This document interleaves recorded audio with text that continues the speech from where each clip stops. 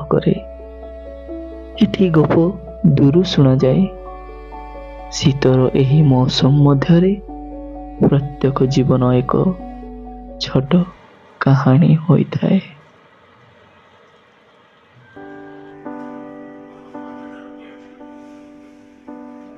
ଜୀବନର ଏକ ସରଳ ଅଧ୍ୟାୟ ପ୍ରତିଦିନ ସକାଳର ରାସ୍ତାରେ ଦେଖିବାକୁ ମିଳେ। ଜୀବନ ଜୀବିକାର ଲଢ଼େଇର ଏକ ଅନ୍ୟାନ୍ୟ ପ୍ରତିରୂପ।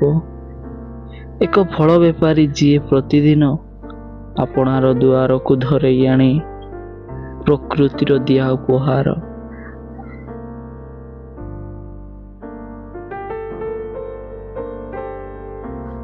ଶୀତର ସେହି ସକାଳ ପାର୍କରେ ଗଛଗୁଡ଼ିକ ଶାନ୍ତିର ଇତିହାସ କହୁଛନ୍ତି। ପତ୍ର ଖସିବା ସହ ପ୍ରକୃତି ନୂତନ ଆରମ୍ଭର ସୂଚନା ଦେଉଛି।